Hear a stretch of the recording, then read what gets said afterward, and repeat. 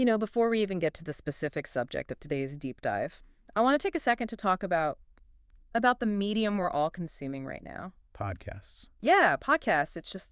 It's fascinating, right? It really is.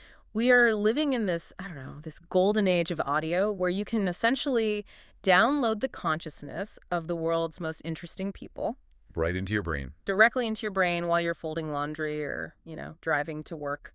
It is a remarkable shift in how we learn and connect. I mean, if you think about it, for most of human history, access to this level of intimate, high-level dialogue was so restricted. Oh, completely. You had to be in the lecture hall or in the inner circle or at the dinner party. Now the dinner party is global. Exactly. And the specific show we're looking at today, On Purpose, with Jay Shetty, it's become something of a modern-day confessional booth.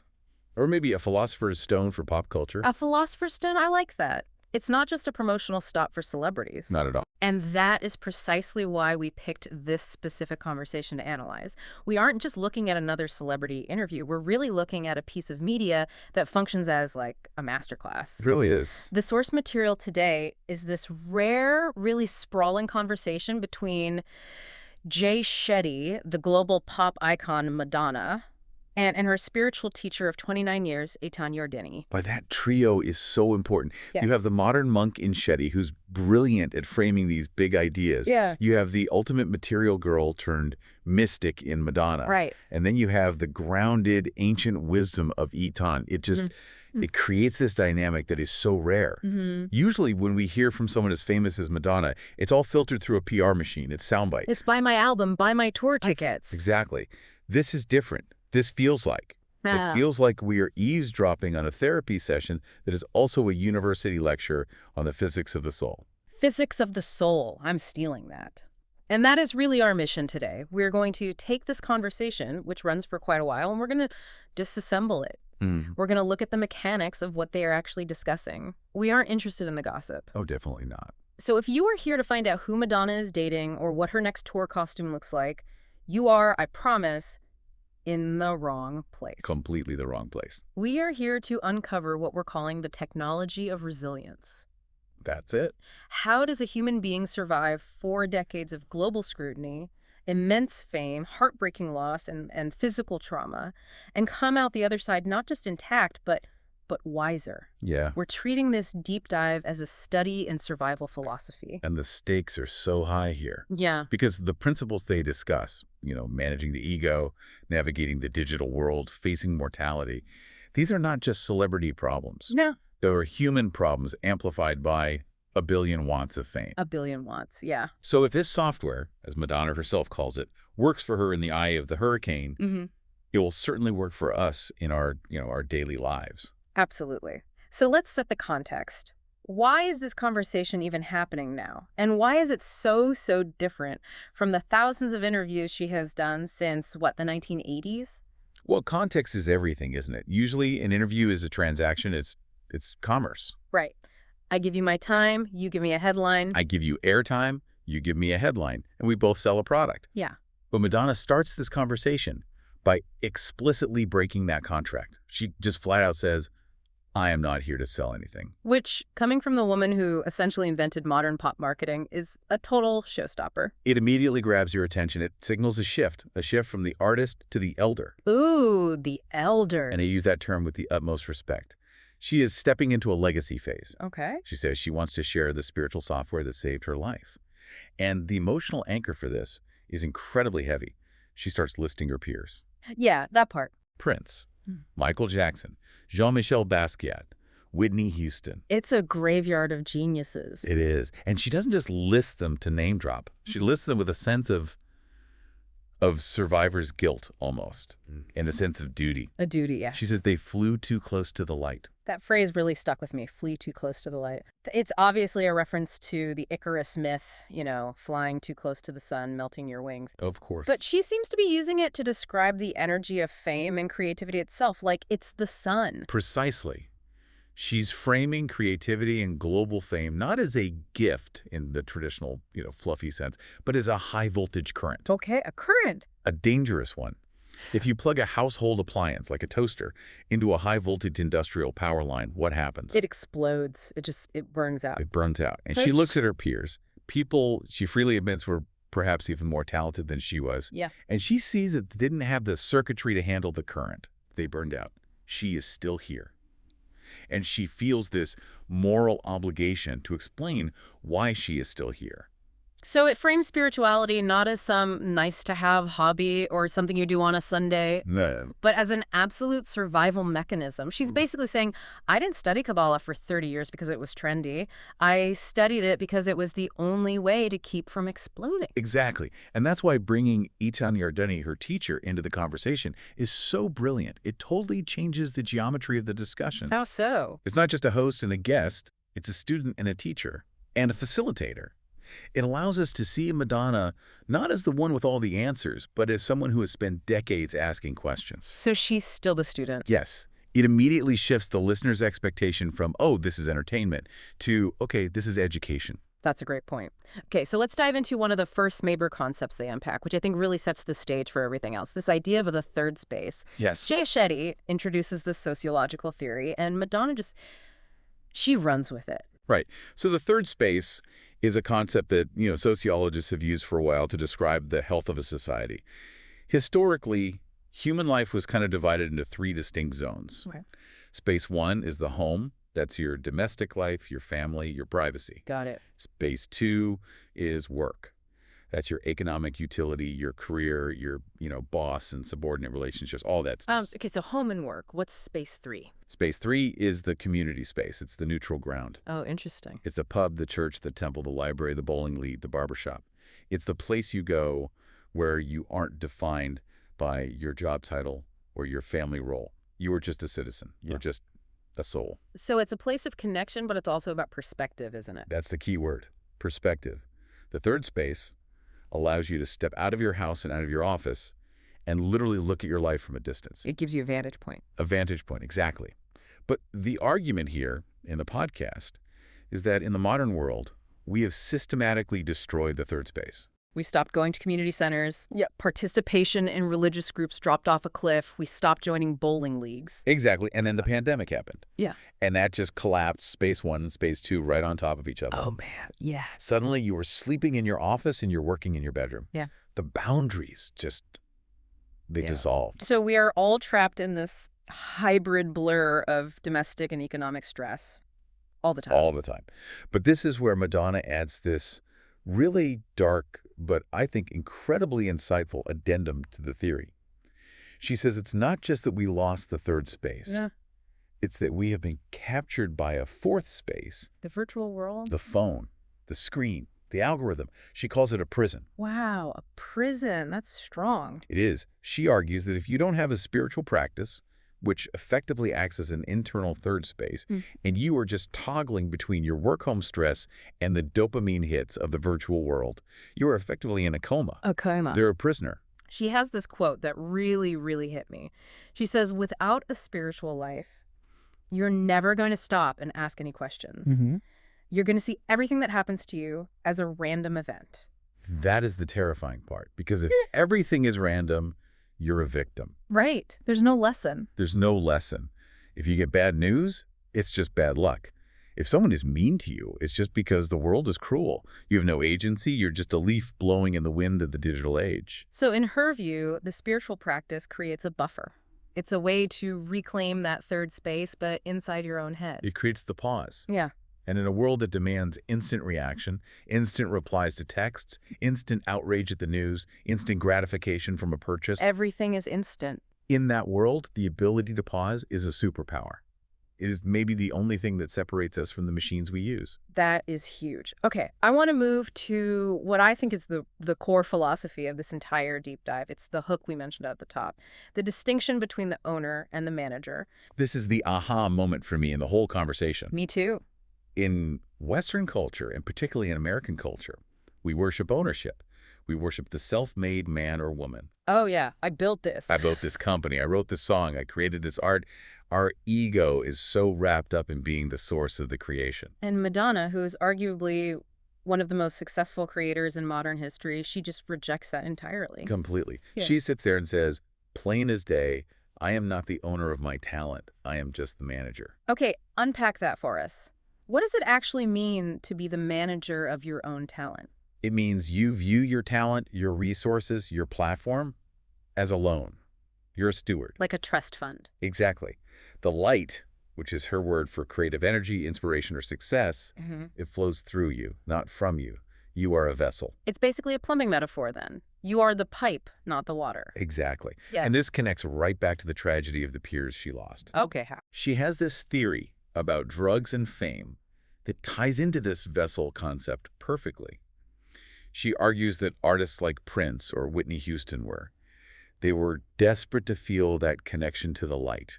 They wanted that flow state where you feel connected to the divine. The thing all artists are chasing. And drugs are a shortcut to that, a dangerous shortcut. All right, they kick the door down. Drugs kick the door down. They artificially open the vessel to receive immense amounts of light.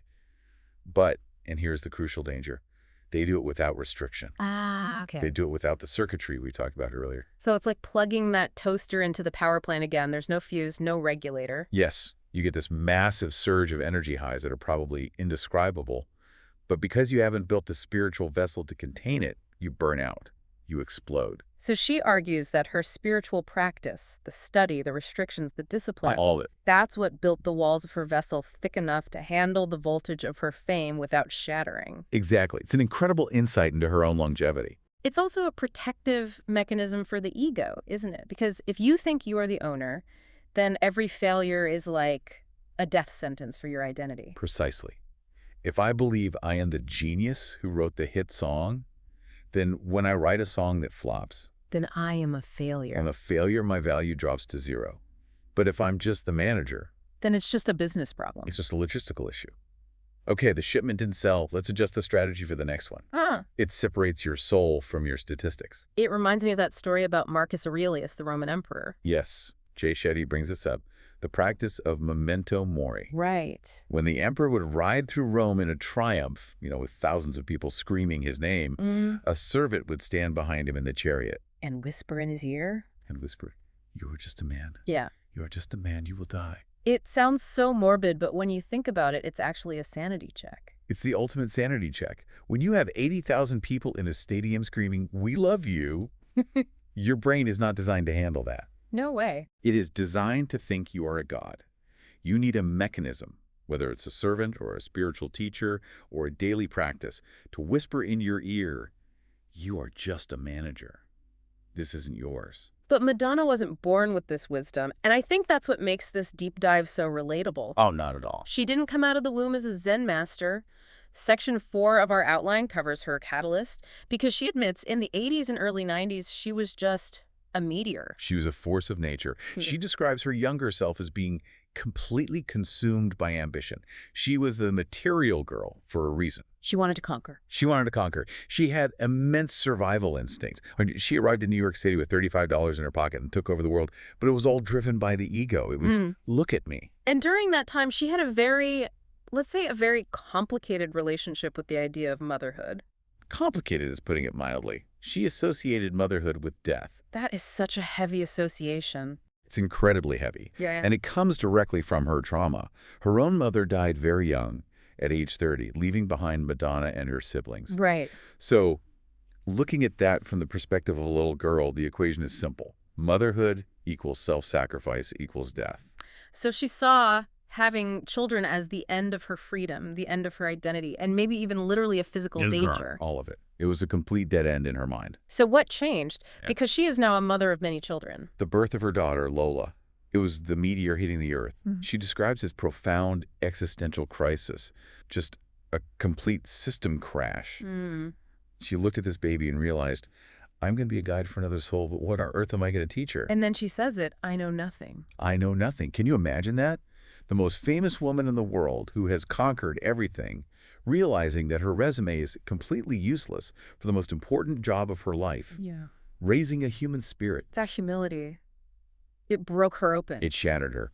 And that was the moment she walked into the Kabbalah Center. And she did it the right way. That's what's so interesting. She did. She didn't go in as a VIP demanding a private session.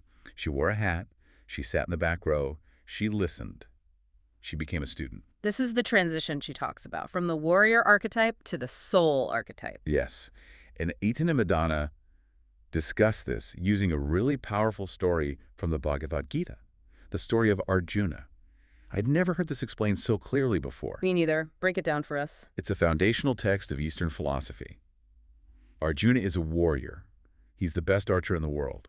He's confident, strong, lethal. He's the hero. The ultimate warrior. Exactly. But on the eve of the greatest battle of his life, he looks across the field and he sees that the enemy includes his own family, his teachers, his cousins. And he freezes. The warrior breaks down. He drops his bow. He falls to his knees. He's paralyzed by doubt and sorrow. Now, in a typical Hollywood movie, this would be the failure moment. The hero chokes. Right, he needs a pep talk. But in the spiritual text, this is the necessary moment. This is the most important moment. Because it is only when he drops the bow, when he admits, I cannot fight my way out of this, that he's open to receiving wisdom. That is when the divine, in the form of Krishna, speaks to him. So the lesson is that your breakdown is actually the breakthrough. The breakdown is the admission ticket to the next level of consciousness.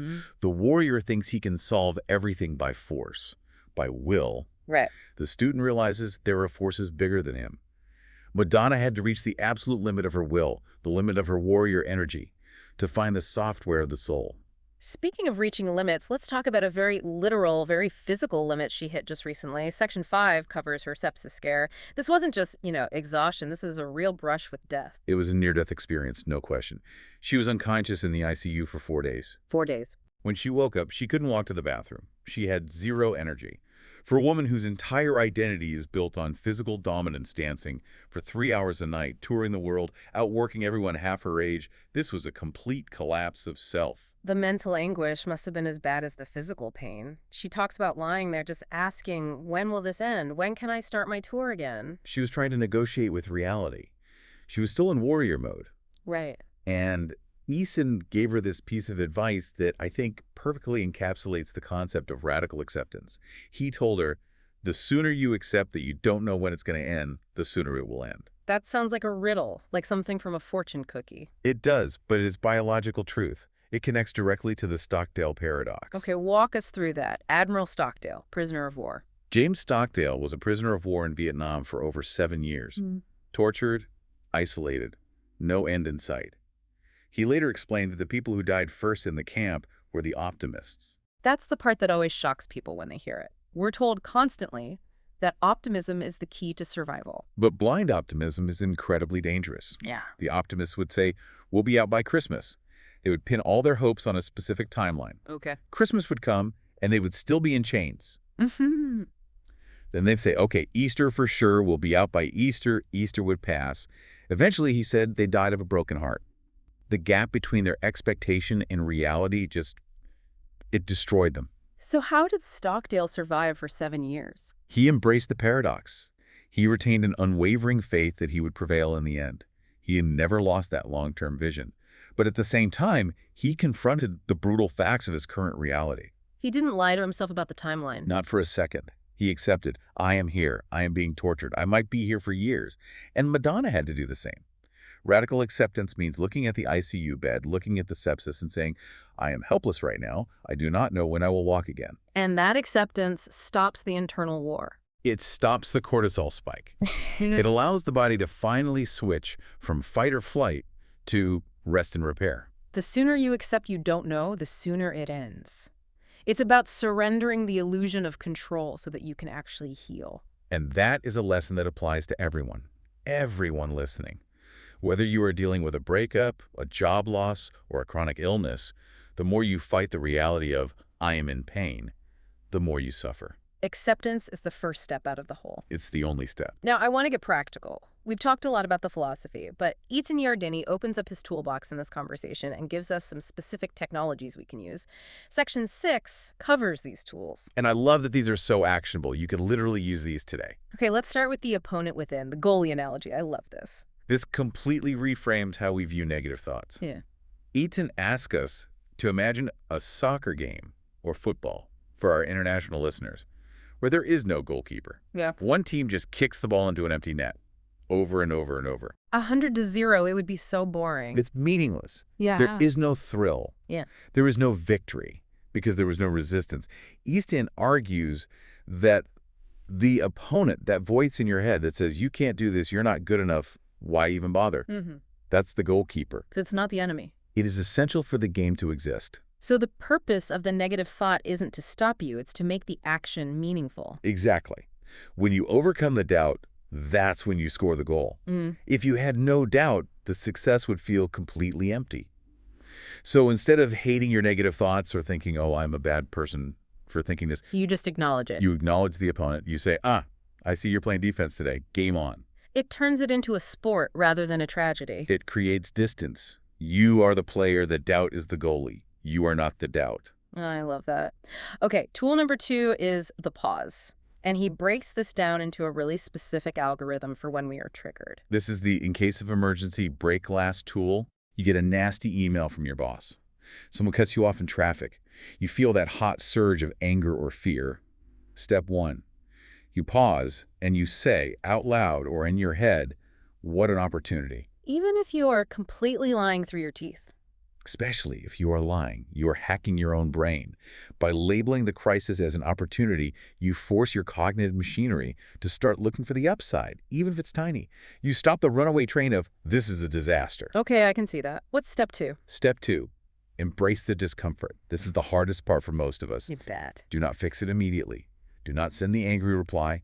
Do not go eat the donut. Do not scroll TikTok to numb yourself out. Just sit there and feel the burn of the emotion. Why is that necessary? It sounds awful.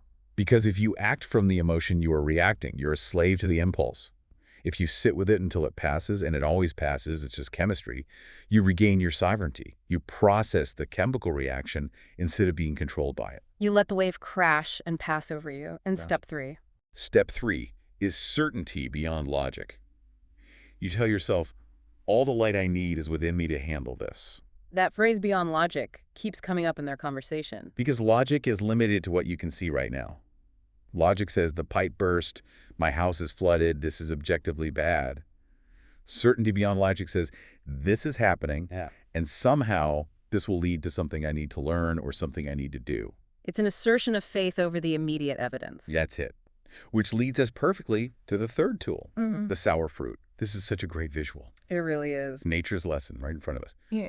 If you walk up to an apple tree and you pick a fruit before it's ready, what does it taste like? It's sour, bitter. You want to spit it out. Right. And in life, when things get sour, when a project is really hard, when a relationship is rocky, our first impulse is to say, this is wrong, I should quit. We want to spit it out. Yeah, this isn't working.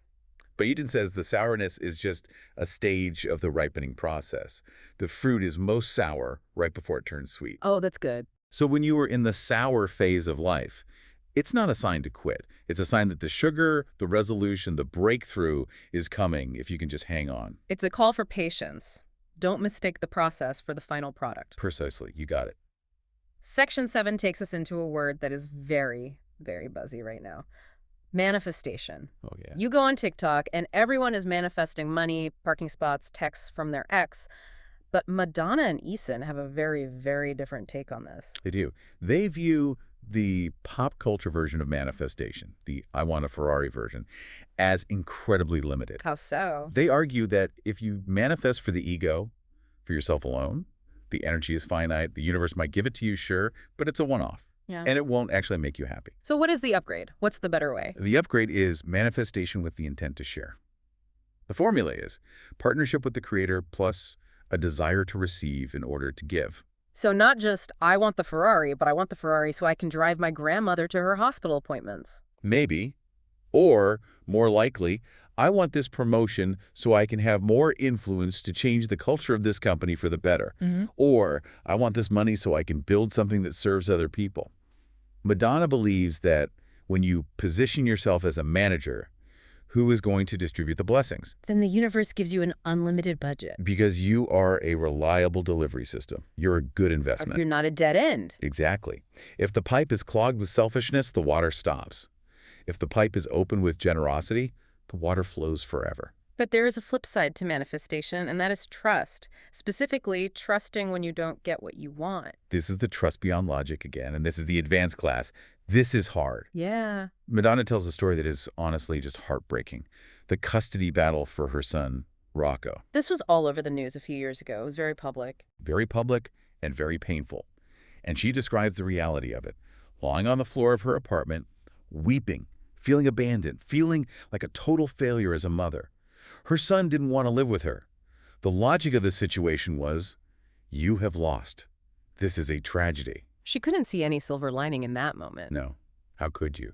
But she had to practice this technology. She had to trust that the story wasn't over.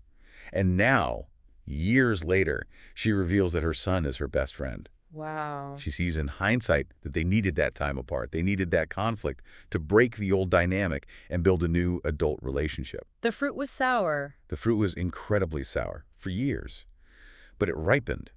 If she had given up on the relationship, or if she had let the bitterness and resentment consume her, she never would have tasted the sweetness. That leads us to the final and perhaps the hardest section. Forgiveness. This is the graduate level course. This is the final exam of spiritual practice. She talks about her brother, Christopher.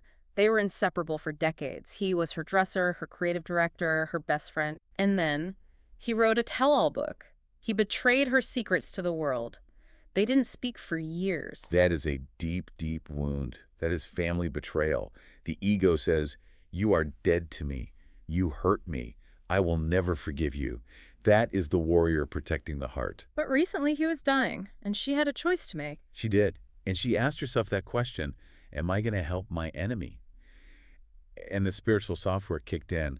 She realized that forgiveness wasn't about excusing what he did. It wasn't about saying that was okay. It wasn't about him at all. It wasn't about him at all. It was about cleaning her vessel. If she held on to that resentment, she was the one drinking the poison. Yes. She describes going to him, holding his hand and saying, I love you, before he passed. And she says it was the greatest relief of her life. Not for him, he was leaving this world, but for her. She didn't want to carry that stone in her pocket for the rest of her life. She saved herself by forgiving him. That is the paradox of forgiveness. It is a selfish act, but in the holiest sense of the word. You do it to free yourself. She also mentions a new song she's written called Forgive Yourself. Which is often so much harder, isn't it? Oh, yeah. We look back at our past selves, the mistakes we made, the cringe moments, the failures, and we judge them with our current wisdom. We say, how could I have been so stupid? But that's totally unfair. You didn't have the software then that you have now. Exactly. You cannot judge your version 1.0 self with your version 5.0 operating system. It's not compatible. You have to have compassion for the person you were. Right. You have to be able to say, I did the best I could with what I knew at the time. That is how you heal. So bringing this all together, wow, we've covered a lot of ground. We've gone from the sociological collapse of the third space all the way to the intimate mechanics of self-forgiveness. It's a journey from the macro to the micro and back again. If we look at Madonna now through the lens of this deep dive, she looks different. She's not just the pop star in the cone bra. She's a woman who has built a survival machine. She is an engineer of the soul. I honestly think that is her greatest creation. Not the albums, not the tours, brilliant as they are, but the resilience. Yeah. She has built a system that takes in chaos, pain, and massive voltage, and it converts it into wisdom. Yeah. That is why she is still standing. It's the shift we talked about, from owner to manager, from victim to student, and from reaction to pause. And I want to leave the listener with one final thought from Eaton that I think just it sums up the challenge for all of us. He said, we are wired for generosity, but educated for greed. Wired for generosity, educated for greed. Say that again. We are wired for generosity, but educated for greed. Think about that. Our biology, our evolution, our soul, it feels good to give. It feels good to share and connect. That is our hardware. Okay. But our education, our society, our advertisements, our culture, it teaches us to hoard, to compete, to take, to put ourselves first. To the anxiety we all feel, the constant unease. The anxiety is the friction between our wiring and our education. We're living against our own nature. Yeah. This whole deep dive today is really an invocation to unlearn the greed and trust the wiring. To go back to being a vessel, not a fortress. That's a beautiful way to put it. That is a powerful place to land. So, here's your challenge for the week, if you're up for it.